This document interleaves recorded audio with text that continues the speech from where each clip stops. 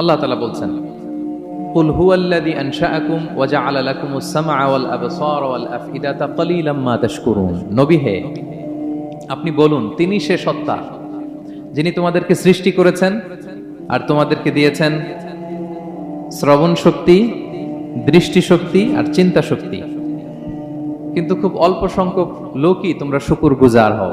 এই যে এত বড় নেয়ামত পেয়ে আমরা ধন্য, আমরা শুকরগুজার হই না। তাহলে তিনটা ফ্যাকাল্টি বা তিনটা ক্যাপাসিটি বা তিনটা এবিলিটি যে আল্লাহ তাআলা আমাদেরকে বিশেষ নেয়ামত দিয়েছেন, সেই তিনটা নেয়ামতের কথা আল্লাহ বলেছেন। এক হচ্ছে হিয়ারিং, দুই হচ্ছে ভিশন, তিন হচ্ছে intellect. I repeat, hearing, vision, intellect, অর্থাৎ শ্রবণ শক্তি, এরপর তিনি দিয়েছেন আমাদেরকে দৃষ্টিশক্তি আর দিয়েছেন চিন্তা শক্তি বা বিচার বুদ্ধি। তো এই তিনটা নেয়ামতের মধ্যে থেকে সর্বশেষ যে নেয়ামতটা অর্থাৎ চিন্তা শক্তি বা বিচার বুদ্ধি, যে আল্লাহ তাআলা আমাদের মধ্যে বিবেক দিয়েছেন, বিচার বুদ্ধি দিয়েছেন, এই পয়েন্টটা নিয়ে আমি আজকে কিছু কথা আপনাদের সামনে উপস্থাপন করব ইনশাআল্লাহ বিইذনিল্লাহ। সম্মানিত সুধী, আমরা মানুষ, উই আর ইন্টেলেকচুয়াল বিং, আমরা হচ্ছে বুদ্ধিবৃত্তিক প্রাণী। অর্থাৎ আল্লাহ তাআলা আমাদেরকে ফ্রি উইল দিয়েছেন, আমাদেরকে ক্রিটিক্যালি থিঙ্কিং করার সুযোগ দিয়েছেন, বিচার বুদ্ধি, বিবেক, কমন সেন্সকে কাজে লাগানোর সুযোগ আল্লাহ তাআলা আমাদেরকে দিয়েছেন। এবং এজন্যই আল্লাহ তাআলা আমাদেরকে আশরাফুল মাখলুকাত বানিয়েছেন। আমাদের ফ্রি থিঙ্কিং করার সুযোগ আছে, আমাদের ইন্টেলেক্ট আছে, আমাদের ইন্টেলিজেন্স আছে, আমরা আমাদের সিদ্ধান্তগুলো নিজের মন মতো করে নিতে পারি। এজন্য আমরা হচ্ছে আশরাফুল মাখলুকাত। এজন্য আল্লাহ তাআলা ফেরেশতাদেরকে অর্ডার করেছেন যাতে তারা আমাদেরকে সেজদা দেয়। সুবহানাল্লাহ। এই সেজদাটা আবার ইবাদতের সেজদা ছিল না, এটা ছিল অনারারি সাজদা, সম্মানসূচক সাজদা। ইবাদতের সেজদায় লুটিয়ে পড়া যায় একজনের সামনে। আওয়াজ করে বলুন তো, তিনি কে? তো ফেরেশতারা যে সেজদাটা আমাদেরকে দিয়েছিল, এটা ছিল অনারারি সাজদা, সম্মানসূচক সাজদা। তো এই বিচার বুদ্ধি, বিবেক বুদ্ধি, এগুলোই আমাদেরকে পশু থেকে আলাদা করেছে। পশুর কিন্তু এই ইন্টেলেক্ট নাই, বিচার বুদ্ধির ক্ষমতাটা তাদের নাই, এজন্য পশু থেকে আমরা আলাদা। এবং চিন্তা আর বিবেককে খাটানোর জন্য আল্লাহ তাআলা মহামূল্যবান একটা অঙ্গ আল্লাহ তাআলা আমাদেরকে দিয়েছেন, সেটা হচ্ছে ব্রেইন, আমাদের মস্তিষ্ক। এটাকে কাজে লাগিয়ে, কমন সেন্স কাজে লাগিয়ে আমরা পৃথিবীতে সভ্যতার পর সভ্যতা নির্মাণ করেছি। পৃথিবীতে মানুষ ছাড়া অন্য কোনো প্রাণীকে এটা করতে পেরেছে? এটা মানুষ করেছে, কারণ আল্লাহ তাআলা মানুষকে এই চিন্তা শক্তি দিয়েছেন, বিচার বুদ্ধি দিয়েছেন এবং সফিস্টিকেটেড একটা ব্রেন দিয়েছেন। এটা কাজে লাগিয়ে আমরা অনেক বড় কাজ করে ফেলতে পারি। এবং আপনি শুনলে অবাক হবেন, আমাদের এই যে ছোট্ট ব্রেনটা, খুব বেশি না কিন্তু ওজন, একটা প্রাপ্তবয়স্ক মানুষের হিউম্যান ব্রেনের ওজন কত ধারণা আছে কারো? হ্যাঁ, কত? 3 pound, on an average 3 pound, মানে 1.5 কেজি। এই 1.5 কেজি ওজনের ব্রেন দিয়ে আমরা পৃথিবীতে এই সভ্যতাগুলো বিনির্মাণ করেছি। এবং আপনি শুনলে অবাক হবেন, আমাদের এই ব্রেইনের মেমোরি ক্যাপাসিটি, মেমোরি স্টোরেজ অনেক বেশি। বিজ্ঞানীরা গবেষণা করে ওনারা জানিয়েছেন যে আমাদের হিউম্যান ব্রেইনের মেমোরি হচ্ছে 2.5 পেটাবাইটস। আপনারা মেগাবাইটের নাম শুনেছেন, গিগাবাইটের নাম শুনেছেন, পেটাবাইট হয়তো অনেকে শুনেন নাই। পেটাবাইট আরো অনেক বেশি, অনেক বড়। তো 1 পেটাবাইটে হয় 1 মিলিয়ন গিগাবাইট। আই রিপিট, 1 পেটাবাইটে হয় 10 লক্ষ গিগাবাইট। তার মানে আমার আর আপনার যে হিউম্যান ব্রেইন, এই ব্রেইনের ক্যাপাসিটি হচ্ছে 25 লক্ষ গিগাবাইট। সুবহানাল্লাহ, এত আস্তে! 25 লাখ গিগাবাইট আমাদের ব্রেইনের মেমোরি বা স্টোরেজ। আচ্ছা বলেন, আপনাদের এই যে আইফোন মোবাইল, এটাতে মেমোরি কত? 256 জিবি ম্যাক্সিমাম, ম্যাক্স 256 জিবি। আচ্ছা গেল। এরপর আমাদের ল্যাপটপ গুলোতে মেমোরি স্টোরেজ কত ম্যাক্সিমাম? সাধারণত 500 জিবি, যারা খুব বেশি নেয় হয়তো 1000 জিবি, 1 টেরাবাইট, তাই না? এই তো। তাহলে আমাদের ল্যাপটপ গুলোর মেমোরি স্টোরেজ হচ্ছে 1000 গিগাবাইট। তাতে সারা দুনিয়াটাই যেন এটার ভিতরে ঢুকিয়ে রাখা যায়, ঠিক কিনা? কিন্তু আল্লাহ তাআলা আমাদেরকে যে দয়া করে ব্রেন দিয়েছেন, এটার মেমোরি ক্যাপাসিটি হচ্ছে 25 লক্ষ গিগাবাইট। আল্লাহু আকবার। এবং আপনি শুনলে অবাক হবেন, এই ব্রেনের ভিতরে আল্লাহ তাআলা অনেক নিউরন দিয়েছেন, মানে স্নায়ু কোষ, যে নিউরনগুলো ব্রেনের মেসেজগুলো, ইনফরমেশনগুলোকে ট্রান্সমিট করে। আমাদের ব্রেইনে এই স্নায়ু কোষের সংখ্যা বা নিউরনের সংখ্যা মোর দেন 100 বিলিয়নস। মানে 10,000 কোটিরও বেশি। তো আমরা যত বেশি চিন্তা করি, যত বেশি ব্রেইন খাটাই, আমাদের এই স্নায়ু কোষগুলোর মধ্যে সংযোগায়ন বাড়ে, মানে নিউরন কানেক্টিভিটি বাড়ে। এই ব্যাপারে পৃথিবীতে সবচেয়ে বড় স্পেশালিস্ট হচ্ছে ডক্টর হার্বার্ট বানসন, হার্ভার্ড ইউনিভার্সিটির একজন অ্যাসোসিয়েট প্রফেসর। তো তাকে জিজ্ঞেস করা হয়েছিল মানুষের এই নিউরন কানেক্টিভিটি সর্বোচ্চ কত হতে পারে, একজন মানুষ যত চিন্তা করুক, যত ব্রেন খাটাক, কত হতে পারে। তো সে গবেষণা করে বলেছিল 25-এর ডান দিকে 30টা শূন্য বসালে যত হতে পারে একটা মানুষের মাথার স্নায়ুগুলোর সংযোগায়ন বা নিউরন কানেক্টিভিটি ঠিক তত হতে পারে। 25-এর ডান দিকে কয়টা শূন্য? 30টা। যেটা আমি কি দিয়ে বলবো? হ্যাঁ, মিলিয়ন, বিলিয়ন, ট্রিলিয়ন, জিলিয়ন, ফিলিয়ন, অক্ট্রিলিয়ন সব ছাড়িয়ে যাবে। আচ্ছা, সংখ্যাটা কত বড় আমি একটু উদাহরণ দিয়ে বলি। আমরা যে কম্পিউটারের দোকানে গেলে প্রিন্টিং করি না, A4 সাইজের কাগজ আছে না?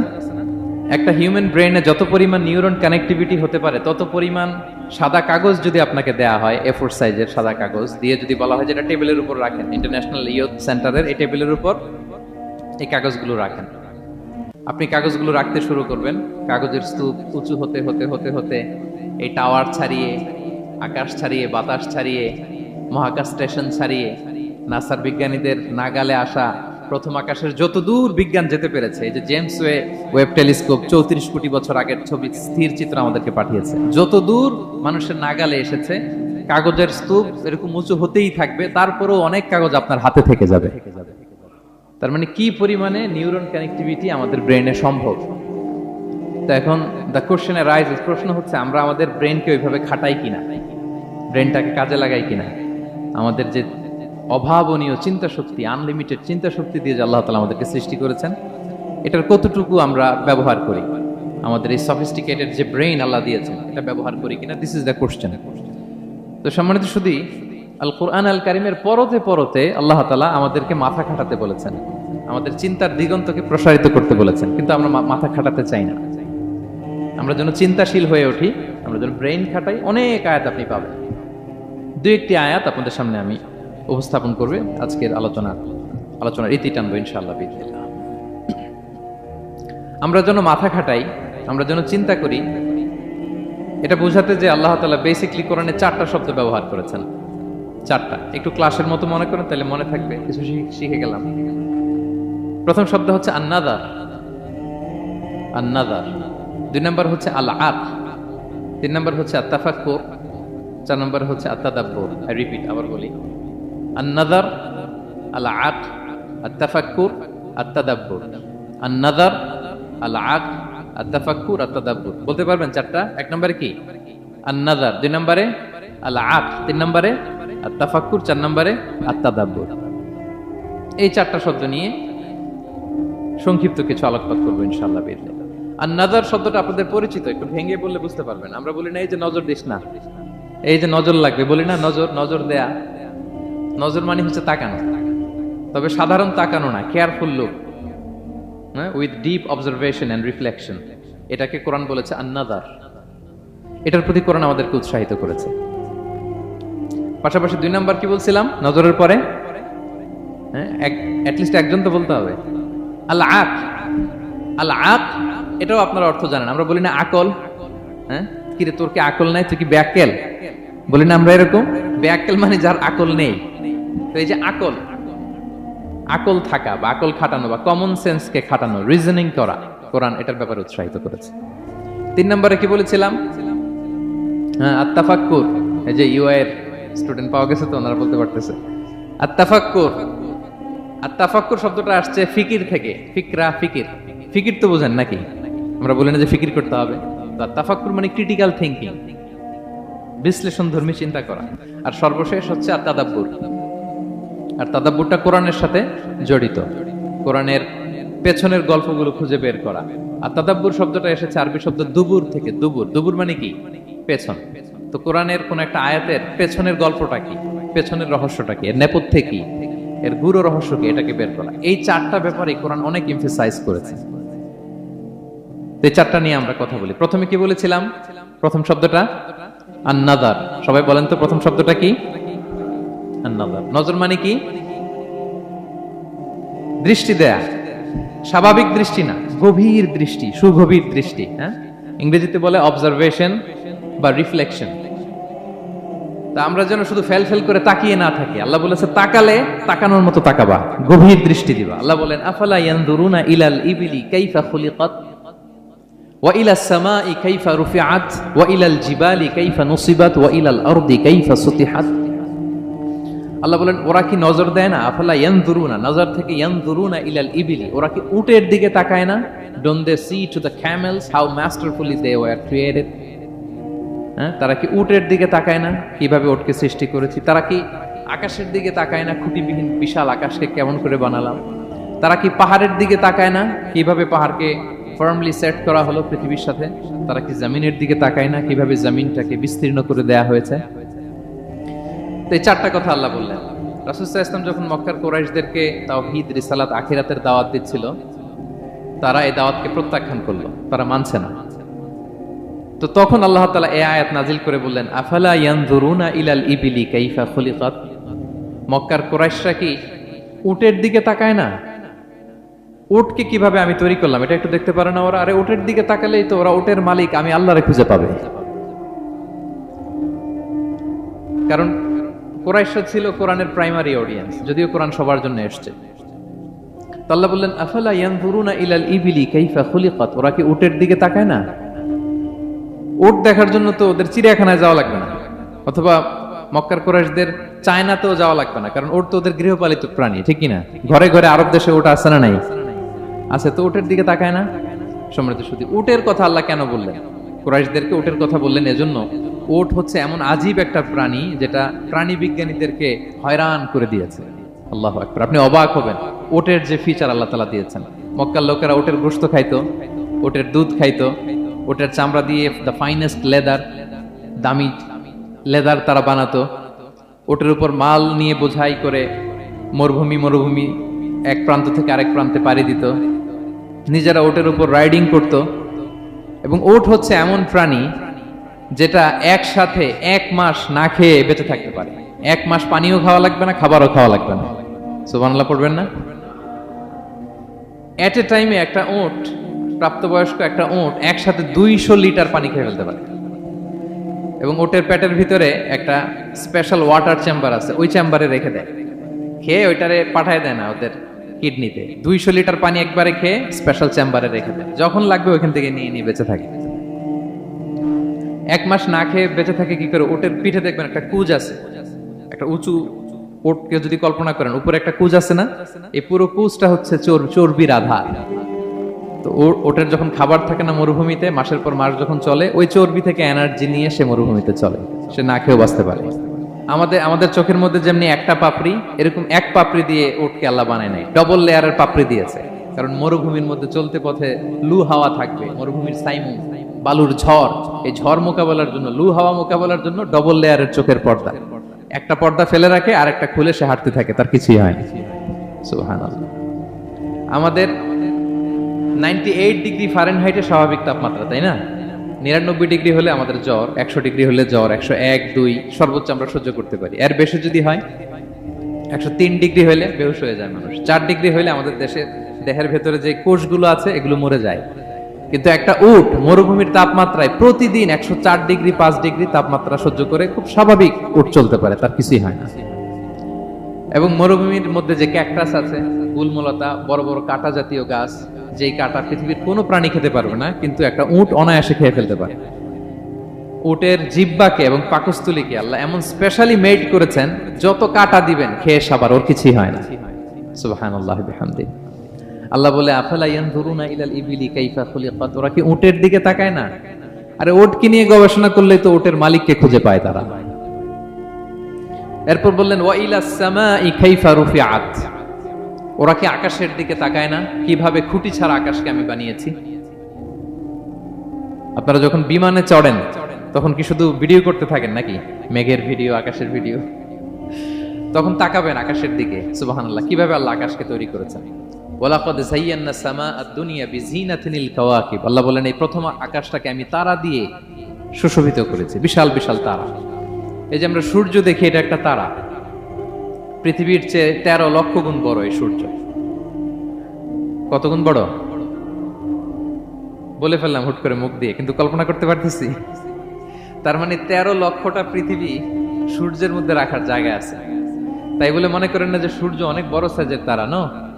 সূর্য এই মহাশূন্যের খুব ছোট্ট সাইজের একটা তারা। সূর্যের চেয়ে লক্ষ কোটি গুণ তারা আছে। যে সূর্য পৃথিবীর চেয়ে 13 লক্ষ গুণ বড়, ওই সূর্যের চেয়ে কোটি গুণ বড় তারা আছে। এরকম লক্ষ কোটি কোটি তারা নিয়ে আমাদের গ্যালাক্সি মিল্কি ওয়ে, এরকম কোটি কোটি গ্যালাক্সি আছে। সুবহানাল্লাহ। কোটি কোটি গ্যালাক্সি নিয়ে আমাদের এই প্রথম আকাশের মহাশূন্য। তার মানে পুরো প্রথম আকাশটাকে যদি একটা মানচিত্র দেয়া হয়, ওইখানে মাইক্রোস্কোপ দিয়ে পৃথিবীকে খুঁজে পাওয়া যাবে না। আই রিপিট, পুরো প্রথম আকাশটাকে যদি একটা বড় মানচিত্র বানানো হয়, আমরা যে পৃথিবীতে আছি মাইক্রোস্কোপ দিয়েও এটাকে খুঁজে পাওয়া যাবে না। এই বিশাল প্রথম আকাশের মহাশূন্য যখন শেষ, এরপরে হচ্ছে প্রথম আকাশের লেয়ার, তারপরে হচ্ছে দ্বিতীয় আকাশের মহাশূন্য, তারপরে দ্বিতীয় আকাশের লেয়ার। বিষ্ণু ইসলাম বলেন দ্বিতীয় আকাশের তুলনায় প্রথম আকাশটা কত ছোট শোনো। সাহারা মরুভূমির মধ্যে যদি তোমার হাতের আংটি ছুঁড়ে ফেলে দাও, পুরো মরুভূমির তুলনায় তোমার হাতের আংটি যত ছোট, আল্লাহর দ্বিতীয় আসমানের তুলনায় প্রথম আসমানটা ঠিক তত ছোট। আবার তৃতীয় আসমানের তুলনায় দ্বিতীয় আসমানটা ঠিক ওই রকম। আবার চতুর্থ আসমানের তুলনায় তৃতীয় আসমানটা ওই রকম। এইভাবে 7 আসমান, এরপরে আল্লাহর কুরসি, মাউদাউল কাদামাইন, যেখানে আল্লাহ তার কুদরতি পা রাখেন। তো 7 আসমানটা যত বড়, পুরো সাহারা মরুভূমির মধ্যে আংটি ফেলে দিলে মরুভূমির তুলনায় আংটি যত ছোট, আল্লাহর কুরসির তুলনায় পুরো 7 আসমানটা ঠিক তত ছোট। কল্পনা করা যায়? এজন্য আল্লাহ বলেছেন আফালা ইয়ানজুরুনা ইলাল ইবিলি কাইফা খুলিকাত। একটু উট নিয়ে চিন্তা করতে পারো না? আকাশটা নিয়ে একটু ভাবতে পারো না? ওয়া ইলাল জিবালি কাইফা নুসিবাত। একটু পাহাড়ের দিকে তাকিয়ে একটু অবজারভেশন করা যায় না, রিফ্লেকশন? ও মক্কার লোকেরা, পাহাড় দেখার জন্য তো তোমাদের অন্য দেশে যাওয়া লাগবে না, তোমরা তো সারাউন্ডেড বাই মাউন্টেন্স, চারদিকে শুধু পাহাড়, পাহাড় আর পাহাড়। এই পৃথিবীর ভেতরে 7টা টেকটনিক প্লেট আছে। এই 7 tectonic plates creates the mountain range on earth. পৃথিবীর মধ্যে মাউন্টেন এভাবেই হয়েছে। বিগ ব্যাং এর মহাবিস্ফোরণের পরে এই প্লেটগুলো যখন কোলাপস করলো, মাঝখানের জায়গা উঁচু হয়ে গেল, দ্যাট ইজ মাউন্টেন। এটাই মাউন্টেন। আমেরিকার আলাস্কা একটা জায়গা আছে, পৃথিবীর সবচেয়ে বড় মাউন্টেন রেঞ্জ। এটা লম্বায় প্রায় 2000 কিলোমিটার লম্বা একটা পাহাড়। ইউরোপের সবচেয়ে বড় পাহাড় হচ্ছে আল্পস পর্বতমালা, ওটা লম্বায় 1200 কিলোমিটার। কল্পনা করতে পারেন, একটা পাহাড় 1200 কিলোমিটার লম্বা। আর সবচেয়ে উঁচু যে পর্বত শৃঙ্গ মাউন্ট এভারেস্ট 29,035 ফিট। আর মিটার দিয়ে চিন্তা করলে 8,850 মিটার। আল্লাহ পাহাড়কে কোরআনে বলেছেন পেরেকের সাথে তুলনা দিয়েছেন। আল্লাহ তাআলা বলেছেন ওয়াজআলনাল জিবালা আওতাদা। আমি এই পাহাড়গুলোকে আল্পস পর্বতমালা, আলাস্কা পর্বতমালা, মাউন্ট এভারেস্ট এগুলোকে পেরেকের মতো বানিয়েছি। কিসের মতো? আচ্ছা, যদি আমার কথা বুঝে থাকেন তাহলে উত্তর দেন। আমরা পেরেক যখন কাঠের মধ্যে ঠুকি, তখন পুরো পেরেকটা কাঠের ভিতরে ঢুকে যায় না? উপরে দেখা যায় কতটুকু? হাতুড়ি দিয়ে একটা পেরেক যখন আমি একটা কাঠের ভিতরে ঠুকে দিলাম, এরপরে কি পুরা পেরেকটা দেখা যায়? আর কতটুকু দেখা যায়? সামান্য মাথাটা। তো পুরা পেরেক গেল কই? ভিতরে। তা আল্লাহ পাহাড়গুলোকে পেরেকের সাথে তুলনা করেছেন। তার মানে পাহাড় যতটুকু আপনি দেখেন, এটা পাহাড়ের মাথা, এর পুরো অংশটা মাটির ভিতরে। 29,035 ফিট মাউন্টেন, মাউন্ট এভারেস্ট যেটা, এটার কমপক্ষে 10 গুণ এটা মাটির ভিতরে আছে। আলাস্কা পর্বতমালা বাইরে যদ্দূর, 10 গুণ ভেতরে। আল্পস পর্বতমালা বাইরে যদ্দূর, 10 গুণ ভেতরে। তুর পাহাড় বাইরে যদ্দূর, 10 গুণ তার ভেতরে। আল্লাহু আকবার। এজন্য আল্লাহ বলেন ওয়াইলাল জিবালি কাইফা নুসিবাত। ওরা কি পাহাড়ের দিকে তাকায় না? কিভাবে এই পাহাড়গুলোকে আমি তৈরি করেছি। আল্লাহ যখন এই পৃথিবী সৃষ্টি করলেন, পৃথিবীর মধ্যে ভাইব্রেশন হচ্ছিল, কাঁপছিল পৃথিবী। আল্লাহ পৃথিবীর কাঁপাকাঁপি বন্ধ করার জন্য এই পেরেকের মতো পাহাড়গুলোকে পৃথিবীতে ঠুকে দিলেন, কাঁপাকাঁপি বন্ধ হয়ে গেল। এই দৃশ্য দেখে ফেরেশতারা বলে ইয়া রাব হাল মিন খালকিকা আশাদ্দু আলাল জিবাল। আল্লাহ, পাহাড়ের এত শক্তি, পৃথিবী কাঁপতেছিল, পাহাড় আপনি ঠুকে দিলেন, পৃথিবীর কাঁপাকাঁপি বন্ধ হয়ে গেল। আপনার সৃষ্টির মধ্যে পাহাড়ের চেয়ে শক্তিশালী কিছু আছে? আল্লাহ বললেন আছে। সেটা কি? আল হাদিদ। আল্লাহ বললেন সেটা লোহা। কারণ লোহা দিয়ে পাহাড় কাটা যায়, ঠিক কিনা? লোহার কথা শুনে ফেরেশতারা অবাক। লোহা পাহাড়ের চেয়ে শক্তিশালী? ফেরেশতারা প্রশ্ন করলো ইয়া রাব্বি হাল মিন খালকিকা আশাদ্দু মিনাল হাদিদ। তাহলে আপনার সৃষ্টির মধ্যে লোহার চেয়ে শক্তিশালী কিছু আছে? আল্লাহ বললেন আছে। কি সেটা? আন্নার, আগুন। কারণ আগুন লোহাকে কি করে? গলিয়ে ফেলে। ফেরেশতারা শুধু অবাকই হচ্ছে। ফেরেশতারা বলে আগুনের চেয়ে শক্তিশালী কিছু আছে? আল্লাহ বলে আছে, আলমা, পানি। কারণ আগুনে দাউ দাউ করে জ্বলে ওঠা আগুনের মধ্যে পানি দিলে আগুন অস্তিত্ব হারায়। ফেরেশতারা শুধু অবাকই হচ্ছে। তারা বলে তাহলে পানির চেয়ে শক্তিশালী কিছু আছে? আল্লাহ বলেন আছে। আর রিহ, বাতাস। কারণ বাতাস পানিকে একদিক থেকে আরেক দিকে নিয়ে যায়। জলের মধ্যে বায়ুর উচ্ছ্বাস লাগলে জলোচ্ছ্বাস তৈরি হয়, ঠিক কি না? ফেরেশতারা আবার অবাক হয়ে বলে তাহলে বাতাসের চেয়ে শক্তিশালী কিছু আছে? আল্লাহ বললেন আছে। সেটা কি? বলতেছে বনি আদম। ওই মানুষ শক্তিশালী যে গোপনে দান করে, এত গোপনে যে ডান হাত কি দান করলো, বাঁ হাত সেটা টের পায় না। পড়েন সুবহানাল্লাহ। এই লম্বা হাদিস বলার বা বোঝানোর মূল উদ্দেশ্য হচ্ছে আল্লাহ পাহাড়কে সৃষ্টি করেছেন। ওয়া ইলাল জিবালি কাইফা নুসিবাত। পাহাড়কে আল্লাহ তাআলা জমিনের মধ্যে এভাবে সেট করেছেন। আল্লাহ বলে ওরা কি একটু পাহাড়ের দিকে তাকায় না, আকাশের দিকে তাকায় না? ওরা কি একটা উটের দিকে তাকায় না? ওয়া ইলাল আরদি কাইফা সুতিহাত। ওরা কি জমিনের দিকে তাকায় না, জমিনকে কিভাবে আমি বিস্তৃত করেছি? আমরা তো কত চমৎকার মাটি দেখি, তাই না? বীজ রোপণ করে দিলে কি উর্বর জমি, হ্যাঁ, ঘাস লতাপাতা ফলমূল হয়। আসলে পুরো পৃথিবীটাই কি এরকম নরম? না, অনেক স্তর আছে। এই ভূপৃষ্ঠের নিচে আপনি পাবেন পাললিক শিলার স্তর, রূপান্তরিত শিলার স্তর, আগ্নেয়গিরির শিলার স্তর। তার মানে পৃথিবীর ভেতরে দাউ দাউ করে আগুন জ্বলছে। এবং আগ্নেয়গিরির জ্বালামুখ ভেঙে যখন এই অগ্নুৎপাতের লাভা বের হয়, তখন বোঝা যায় পৃথিবীর ভেতরে কেমন আগুন পাওয়া যায়, ঠিক কিনা? তাহলে প্রথম শব্দটা আমি কি বলেছিলাম? আন-নাযার। মনে আছে তো না? প্রথম শব্দটা কি? আল্লাহ বলে তারা কি নজর করে দেখে না কিভাবে আকাশ বানালাম, উট সৃষ্টি করলাম, কিভাবে জমিন বানালাম, কিভাবে পাহাড় বানালাম? তাহলে এই যে নজর বা অবজারভেশন, রিফ্লেকশন, এটার প্রতি আল্লাহ তাআলা আমাদেরকে উৎসাহিত করেছে। প্রথম পয়েন্ট ক্লিয়ার। মোট পয়েন্ট আলোচনা করব 4টা। বলেন তো কয়টা? একটা ক্লিয়ার। 2 নাম্বার কি ছিল দেখি কার মনে আছে কিনা? আল আকল, রাইট, কমন সেন্স, রিজনিং। আমরা যেন আমাদের কমন সেন্স খাটাই, কোরআনের পরতে পরতে আল্লাহ তাআলা আমাদেরকে উৎসাহিত করেছেন। এবং ইন্টারেস্টিংলি জাহান্নামীরা যখন জাহান্নামে যাবে তারা কি বলবে জানেন? সূরা মুলকে এসেছে, তারা বলবে ওয়াকালু লাউ কুননা নাসমাউ আও নাআকিলু মা কুননা ফি আসহাবিস সাঈর। তারা বলবে হায় রে, নবীদের কথা যদি মানতাম আর যদি একটু কমন সেন্স খাটাইতাম তাহলে তো জাহান্নামে আসা লাগতো না। ওই দিনের এই আফসোসে কোনো কাজ হবে? প্রিয় ভাইরা, ওই দিন যত আফসোস করেন কোনো কাজ হবে? তাহলে জাহান্নামীরাও আফসোস করবে হায় রে, একটু যদি আকল খাটাইতাম তাইলে আজকে আর জাহান্নামের আগুনে পোড়া লাগে না। নবীদের কথা যদি শুনতাম আর যদি আকল খাটাতাম, কি খাটাতাম, তাইলে আজকের এই কঠিন অবস্থা আমাদের পড়া লাগতো না। কোরআনের বিভিন্ন আয়াত আল্লাহ তাআলা আমাদেরকে বলেছেন আফালা তাআকিলুন, তোমরা কি আকল খাটাবা না?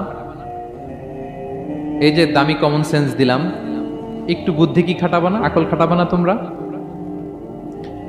এবং কোরআনের একটি আয়াতে আল্লাহ তাআলা বিভিন্ন কসমিক সিম্বলস, ন্যাচারাল ফেনোমেনা, এগুলো উল্লেখ করে সবশেষে তিনি বলেছেন লা আয়াতিন লিকৌমি ইয়াকিলুন, নিশ্চয়ই এগুলোর মধ্যে নিদর্শন রয়েছে, সাইন রয়েছে। কাদের জন্য? লিকৌমি ইয়াকিলুন, যারা আকলবান, যারা কমন সেন্স খাটায়।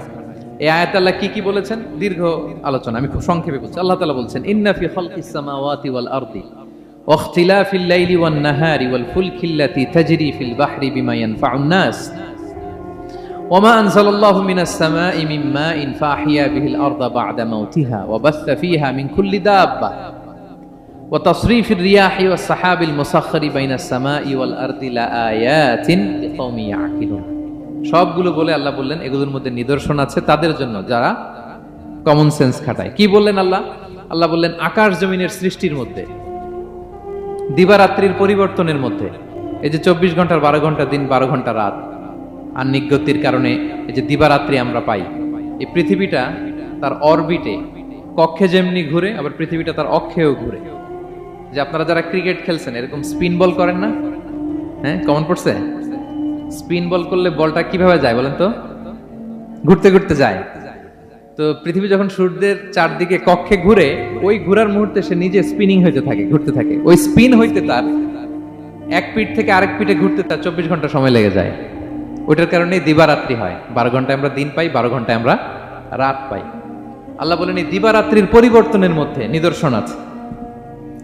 তারপরে সাগরে যে ভেসে বেড়ায় বড় বড় নৌযান, জলযান, আপনারা দেখেছেন কিনা জানি না, এই যে icon of the ocean, Titanic জাহাজের চেয়ে 10 গুণ বড় জাহাজ, আমি দেখে এসেছি পশ্চিমা দেশগুলোতে। এত বিশাল বড় জাহাজ, এটা সামনে দাঁড়ালে এটা দত্তের মতো মনে হয়। মালয়েশিয়াতে তো অনেক কন্ডোমোনিয়ামস, 10-15টা কন্ডোমোনিয়ামস একসাথে জোড়া লাগালে এটা যত বড়, ওই ক্রুজগুলো, জাহাজগুলো এত বড়। এক একটা জাহাজের ভেতরে 3000-4000 হোটেল রুম আছে, 8-10টা রেস্টুরেন্ট আছে, ফুটবল স্টেডিয়াম আছে, থিম পার্ক আছে, বিশাল একটা এন্টায়ার সিটি। এই বিশাল ক্রুজগুলো, Icon of the Sea, Virgin Voyages, Royal Caribbean, এগুলো সাগরের উপর দিয়ে ভেসে বেড়ায়। আল্লাহ বলে, বল ফুল কিল্লাতি তাজরি ফিল বাহরি বিমা ইয়ানফাউন নাস, সাগরের উপরে বিশাল বড় বড় ক্রুজগুলো ভেসে বেড়ায়, এর মধ্যে নিদর্শন আছে। এরপর আল্লাহ বললেন, আমি পানি থেকে সব প্রাণী তৈরি করেছি, ওয়াজআলনা মিনাল মাই কুল্লা শাইইন হাই, সব প্রাণ এসেছে পানি থেকে। বিজ্ঞান এটাকে কনফার্ম করেছে। তারা বলেছে পৃথিবীর সর্বপ্রথম এককোষী প্রাণীর নাম হচ্ছে অ্যামিবা। অ্যামিবা এসছে, জুপ্লাঙ্কটন, ফাইটোপ্লাঙ্কটন, ব্যাকটেরিয়া প্লাঙ্কটন, এভাবে স্পিসিসগুলো ডেভেলপ করেছে। আল্লাহ বলে এর মধ্যে নিদর্শন আছে। এরপর আল্লাহ তাআলা বলেছেন মৌসুমী বায়ু, এই যে বায়ুর প্রবাহ, এতে নিদর্শন আছে। আর আকাশ জমিনের মাঝখানে যে মেঘমালাগুলো ভেসে বেড়ায়, এই সবগুলোর ভেতরে নিদর্শন আছে। কাদের জন্য? আল্লাহ বলেন লা আয়াতিন লিকাউমি ইয়াকিলুন, তাদের জন্য যারা আকল খাটায়, যারা কমন সেন্স খাটায়। সুবহানাল্লাহ পড়বেন না? এজন্য বিমানে যদি আপনারা উইন্ডো সিট পান, কি করবেন আজকে থেকে বলেন? উইন্ডো সিটের পাশে বসে বসে রিল দেওয়ার জন্য ভিডিও মেক করব। কি করবেন? হ্যাঁ, আল্লাহর নিদর্শন দেখব, কত ক্ষুদ্র আমি, কত নগণ্য আমি, কত তুচ্ছ আমি, এটা বুঝবার চেষ্টা করব। তাহলে 4টা পয়েন্টের 2টা চলে গেল, একটা হচ্ছে নাযার আর একটা হচ্ছে আল আকল। 3 নাম্বার কি ছিল? একজন বলতে হবে। আত-তাফাক্কুর। আত-তাফাক্কুর মানে ক্রিটিক্যাল থিংকিং। ক্রিটিক্যাল থিংকিং করা। আল্লাহ যে আমাদেরকে ব্রেন দিয়েছেন, এটা দিয়ে ক্রিটিক্যাল থিংকিং করা, ব্রেনটাকে কাজে লাগানো, গড্ডালিকা প্রবাহে ভেসে না বেড়ানো, ব্রেনটাকে আমরা যেন কাজে লাগাই। আত-তাফাক্কুর। ইব্রাহিম আলাইহিস সালাম এই আত-তাফাক্কুর বা ক্রিটিক্যাল থিংকিং এর ক্ষেত্রে আমাদের জন্য অনুপম আদর্শ ছিল। কোন নবীর নাম বললাম? সবাই বলেন তো নবীর নাম কি? উনি যেই সময়টাতে পৃথিবীতে এসেছিলেন, তখন কেউ করতো তারার পূজা, কেউ করতো চাঁদের পূজা, কেউ করতো সূর্যের পূজা। আমরা হইলে কি করতাম? কোনো এক দলে ঢুকে যেতাম। কি বলেন? এক দল করে তারার পূজা, আরেক দল সূর্যের, আরেক দল চাঁদের। আমরা হইলে কি করতাম?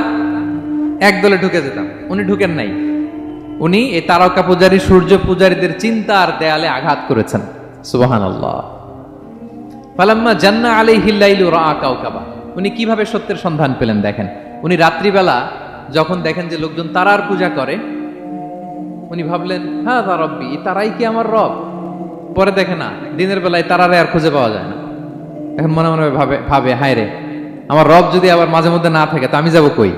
এক সময় উনি আসে, আরেক সময় নাই। এরকম খোদা দিয়ে আমাদের কোনো লাভ আছে? যিনি সবসময় আমার টেক কেয়ার করবে, আমরা তো ওই খোদার ইবাদত করি, ঠিক কিনা? উনি বললেন না না, এই তারা আমার রব হতে পারে না। এরপর দেখা যায় আরেকদিন রাত্রিবেলা সবাই চাঁদের পূজা করে। কি দ্যুতিময় চাঁদ, জ্যোৎস্না ছড়ায়। তো উনি ভাবলেন আহাদা রাব্বি, এটাই কি আমার রব? পরে দিনের বেলা যখন দেখে না, চাঁদ তো আর দেখা যায় না, চাঁদ তো আর নাই, ভ্যানিশ, ডিসঅ্যাপিয়ার। পরে বলে না, চাঁদ আমার রব হতে পারে না। এবার দিনের বেলা দেখলেন দ্বিপ্রহরের জল জলে সূর্য খা খা রোদ বিলাচ্ছে গোটা বিশ্বে। দেখে যে সবাই এটার ফলোয়ার বেশি, সবাই সূর্যের পূজা করে।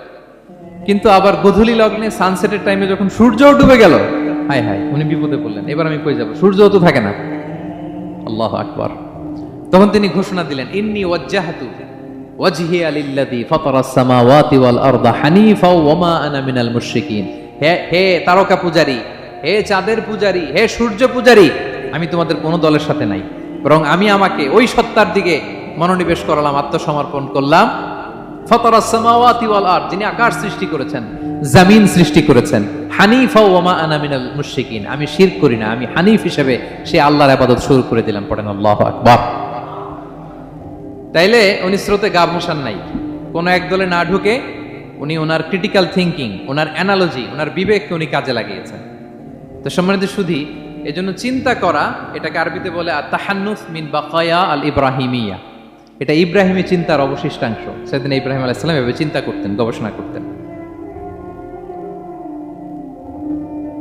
সূরাতুন নাহলে আল্লাহ তাআলা মৌমাছি কিভাবে মধু সংগ্রহ করে এই ইনফরমেশনটা যখন আমাদের সামনে পেশ করলেন, এই আয়াতের শেষেও তিনি একই কথা বললেন, ইন্না ফি যালিকা লাআয়াতান লিকাউমি ইয়াতাফাক্কারুন। নিশ্চয় এর মধ্যে যারা চিন্তাশীল তাদের জন্য নিদর্শন আছে। মৌমাছি যে মধু সংগ্রহ করে, আপনারা মৌচাক দেখছেন? কে কে দেখি মৌচাক দেখছেন? মাশাআল্লাহ, আচ্ছা ঠিক আছে। রাসূল সাল্লাল্লাহু আলাইহি ওয়াসাল্লাম মধু বড্ড পছন্দ করতেন। পিওর হানি, দুর্গন্ধওয়ালা হানি তিনি খেতেন না, পিওর হানি খাবেন, খুবই এনার্জেটিক। এবং কোরআনে মাত্র দুইটা জিনিসকে শেফা বলা হয়েছে, এক হচ্ছে কোরআনকে বলা হয়েছে শেফা, আর এই মধুকে বলা হয়েছে শেফা। সুবহানাল্লাহ। আল্লাহ তাআলা বললেন, ওয়া আওহা রাব্বুকা ইলান নাহলি আনিত্তাখিযি মিনাল জিবালি বুয়ুতা ওয়া মিনাশ শাজারি ওয়া মিম্মা ইয়ারিশুন। আল্লাহ তাআলা মৌমাছিকে শিখাই দিলেন কিভাবে মৌচাক বাঁধতে হবে। এবং আল্লাহ বললেন, ইত্তাখিযি মিনাল জিবালি বুয়ুতা, তোমরা পাহাড়ে মৌচাক বাঁধো, ওয়া মিনাশ শাজার, গাছের মগ ডালে বাঁধো, অথবা উঁচু মাচার উপরে বাঁধো, যাতে গ্রামের ছোট্ট ছেলেরা ঢিল মারতে না পারে। মৌচাক যারা দেখছেন, এটা কি নিচু নিচু জায়গায় মৌমাছির মৌচাক হয় না, উঁচু একেবারে মগ ডালে। এটা মৌমাছির শিখাই দিছে কে? হ্যাঁ, কে শিখিয়েছে? আল্লাহ সুবহানাহু ওয়া তাআলা মৌমাছিকে শিখিয়ে দিয়েছে। যারা আরবি বোঝেন তারা বুঝতে পারবেন, ইত্তাখিদি এটা ফেমিনিন জেন্ডার। তার মানে আল্লাহ যা অর্ডার করেছেন এটা পুরুষ মৌমাছিকে অর্ডার করেন নাই, নারী মৌমাছিকে। তো গবেষণায় দেখা গিয়েছে পুরো মৌচাকের বাসাটাকে এখানে যে লিডারশিপ বহন করে এটা কোনো পুরুষ মৌমাছি না, এটা নারী মৌমাছি। সুবহানাল্লাহ। এবং তিন ধরনের মৌমাছি থাকে, একটা হচ্ছে কুইন বি, রানী মৌমাছি, আর একটা হচ্ছে মেল বি, এরা বংশ বিস্তার করে, আর একটা হচ্ছে ওয়ার্কার বি, এরা এই মধু আনা নেওয়া করে। তা আল্লাহ এদেরকে বললেন, কুলি মিন কুল্লি সামারাত, এই মৌমাছি তোমরা আশেপাশের সব সুন্দর সুন্দর ফুল থেকে, ফল থেকে, ফ্লাওয়ার নেকটারস, পুষ্প রস সংগ্রহ করে নিয়ে আসো। মধু এত স্বাস্থ্যকর, হেলদি ডায়েট কেন? কারণ আশেপাশের গাছের মধ্যে এখানে আপনার ভেষজ গাছ আছে, ঔষধি গাছ আছে, বনাজি গাছ আছে, ঠিক না? তো মৌমাছিগুলো সেখান থেকে ফ্লাওয়ার নেকটারস, পুষ্প রস সংগ্রহ করে আবার চলে আসে। এবং আল্লাহ বললেন, ফাসলুকি সুবুলা রব্বিকি যুলুলা, পথ ভুলে যাও না, যেই পথে গেছো ওই পথে ফিরে আসো। একটা মৌমাছি মৌচাক থেকে প্রায় 10 কিলোমিটার দূরেও অনেক সময় চলে যায়, আবার 10 কিলোমিটার পথ চিনে আবার মৌচাকে এটার ফিরায় আনে কে? এই পুরো মেকানিজমটা নিয়ে গবেষণা করে অস্ট্রিয়ান একজন সায়েন্টিস্ট, তার নাম হচ্ছে কার্ল ব্রনফেশ, সে একটা বই লিখেছে, দ্য ডান্সিং বিজ, এবং এই বই লিখে সে নোবেল লরেট হয়েছে, নোবেল প্রাইজ পেয়েছে। আমরা তো মধু পাইয়া হাতের তালুর মধ্যে নিয়ে জিহ্বা দিয়ে চাটি, আমাদের তো আর ব্রেন খাটানোর ওই সময় নাই। ওই কার্ল ভন ফ্রেশ, সে এই মৌমাছি নিয়ে গবেষণা করে নোবেল প্রাইজ পেয়েছে, আর আমরা মাথা খাটাইতে পারলাম না। তো সে গবেষণা করে পেয়েছে, মানে কোরআনের আয়াত যা যা বলেছে সে তাই পেয়েছে। মৌমাছি ওখান থেকে ফুলের পুষ্পরস, ফ্লাওয়ার নেকটারস এনেই কিন্তু মৌচাকে রাখে না, ওইটারে সে খেয়ে ফেলে। এবং সে গবেষণা করে পেয়েছে এক একটা মৌমাছির 2টা স্টোমাক, 2টা পাকস্থলী। একটা পাকস্থলীতে সে নিজের খাবার দাবার খায়, আর একটা পাকস্থলীতে এই পুষ্পরস, ফ্লাওয়ার নেকটারস গুলা সে রাখে। সেখানে আল্লাহ তাআলা একটা স্পেশাল এনজাইম দিয়ে ওইটাকে প্রিজার্ভ করে, প্রত্যেকটা মৌমাছির নিচে একটা টিউব আছে, সেই টিউব দিয়ে, নল দিয়ে মৌচাকে যে ওই মধুগুলো রেখে আসে। পড়েন সুবহানাল্লাহ। এবং এই মধুর ভেতরে আল্লাহ তাআলা ন্যাচারাল অ্যান্টিসেপটিক রেখেছেন, এটার নাম প্রপোলিস। দ্বিতীয় বিশ্বযুদ্ধে রাশিয়ান সোলজাররা তারা আহত হলে তারা অ্যান্টিসেপটিক কিনে লাগাতো না, তারা মধু লাগায় দিত, আর আহত সোলজার তারা মুহূর্তে সুস্থ হয়ে যেত। যাদের বাতের ব্যথা আছে, বাতের ব্যথা আছে না অনেক মুরব্বীদের, ওই বাতের ব্যথার মধ্যে যদি মৌমাছির হুল ফুটাই দিতে পারেন, একদিনের মধ্যে বাতের ব্যথা ভালো হয়ে যাবে। সাময়িক হয়তো ব্যথা পাবে, মৌমাছি যখন কামড় দেয় ব্যথা লাগে না, নাকি আরাম লাগে? কামড় খাইছেন মৌমাছির কখনো? হ্যাঁ। তো বাতের ব্যথার মধ্যে আপনি মৌমাছির হুল ফুটাই দিলে আর ব্যথা নাই। সুবহানাল্লাহি ওয়া বিহামদিহি। মুখতালিফুন আলওয়ানু, বিভিন্ন ধরনের ক্রিম হানি, হোয়াইট হানি, ইয়েলো হানি, ব্ল্যাক হানি, নানা ধরনের হানি আল্লাহ তাআলা এইভাবে প্রিজার্ভ করেছেন মৌমাছির মধ্যে দিয়ে। আল্লাহ বলেন, এই যে এতগুলো মৌমাছি পুষ্প রস এনে মৌচাকের মধ্যে রসগুলো রাখে, মধু তৈরি হয়, আল্লাহ বলেন, ইন্না ফি যালিকা লাআয়াতান লিকাওমি ইয়াতাফাক্কারুন, নিশ্চয় এর মধ্যে আল্লাহ তাআলা চিন্তাশীলদের জন্য নিদর্শন রেখেছেন, যারা চিন্তা করে। তারা হাতের তালুতে শুধু জিহ্বা দিয়ে চেটে চেটে খায় না, তারা ভাবে কোত্থেকে আসলো এই মধু, কিভাবে মৌমাছিগুলো যায়, কিভাবে ফিরে আসে। তাহলে বলেন তো আমাদের চিন্তাশীলতার দরকার আছে না নাই? সূরা আলে ইমরানের 190 নম্বর আয়াতে আল্লাহ তাআলা বলেছেন, যারা আকাশ বাতাস পৃথিবী সৃষ্টি নিয়ে চিন্তা করে এবং সর্ব অবস্থায় আল্লাহ তাআলার জিকির করে, ওয়া ইয়াতাফাক্কারুনা ফি খালকিস সামাওয়াতি ওয়াল আরদ, এবং তারা তাফাক্কুর করে, ক্রিটিক্যাল থিংকিং করে, এবং তারা বলে মা খালাকতা হাযা বাতিলা, হে আল্লাহ তুমি অনর্থক কিছু সৃষ্টি করো নাই। মনে রাখবেন এই পৃথিবীতে আল্লাহ তাআলা অনর্থক কোনো কিছু সৃষ্টি করে নাই, করেছে? যেটাই সৃষ্টি করেছে এটা এর মধ্যে মানব কল্যাণ আছে না নাই? আল্লাহ তাআলা আমাদের জন্য কল্যাণ রেখেছেন। এবং এই আয়াত যখন নাজিল হল, বিষ্ণু ঈসা ইসলাম বললেন, ওয়াইলুন লিমান কারাআহা ওয়া লাম ইয়াতাফাক্কার ফিহা, ধ্বংস তাদের জন্য যারা এই আয়াত তেলাওয়াত করে কিন্তু এই আয়াত নিয়ে চিন্তা করে না, গবেষণা করে না। এবং কোরআনের বিভিন্ন আয়াতে আল্লাহ তাআলা বিশ্বনবীকে বলেছেন, নবী হে, আপনি আপনার উম্মতদেরকে নবীদের ঘটনা শোনান। কোরআনের 3 ভাগের 1 ভাগ হচ্ছে ঘটনা। পুরো কোরআনের 3 ভাগের 1 ভাগ কি? ঘটনা, স্টোরি টেলিং। কারণ গল্প মানুষের মনে দাগ কাটে। আল্লাহ তাআলা বলেছেন, ফাকুসুসিল কসাসা লাআল্লাহুম ইয়াতাফাক্কারুন, নবী হে আপনি তাদেরকে কিচ্ছা শোনান, ঘটনা শোনান, নবীদের কাহিনী শোনান, লাআল্লাহুম ইয়াতাফাক্কারুন, যাতে করে তারা ক্রিটিক্যাল থিংকিং করে। তারা লূত আলাইহিস সালামের কওমের ঘটনা যখন শুনে যে আল্লাহ তাআলা আপসাইড ডাউন করে দিয়েছিলেন, তারা যখন কওমে আদের ঘটনা শুনে, কওমে সামুদের ঘটনা শুনে, তারা যেন চিন্তাশীল হয়। এবং বিশ্বনবীর সাহাবী আবু দারদা রাদিয়াল্লাহু তাআলা আনহু উনি বলতেন, তাফাক্কুরু সাআতিন খায়রুন মিন কিয়ামি লাইলা, 1 ঘন্টা কেউ যদি আল্লাহর সৃষ্টি নিয়ে চিন্তা করে সেটা সারা রাত তাহাজ্জুদের সালাত অফার করার চেয়ে উত্তম। আমরা অনেকে মনে করি শুধু তাসবিহ পড়াই ইবাদত, জিকির করাই ইবাদত, শুধু কোরআন তেলাওয়াতই মনে হয় ইবাদত, শুধু কিয়ামুল লাইল করাই ইবাদত। কিন্তু বিশ্বনবীর সাহাবী যিনি ইসলাম আমাদের চেয়ে ঢের বেশি বুঝেছেন, তিনি বলেন আল্লাহর এই সৃষ্টি শৈলী, এই সৃষ্টি নৈপুণ্য নিয়ে 1 ঘন্টা চিন্তা করা, ক্রিটিক্যাল থিংকিং করা, সারা রাত নফল তাহাজ্জুদের চেয়েও সেরা।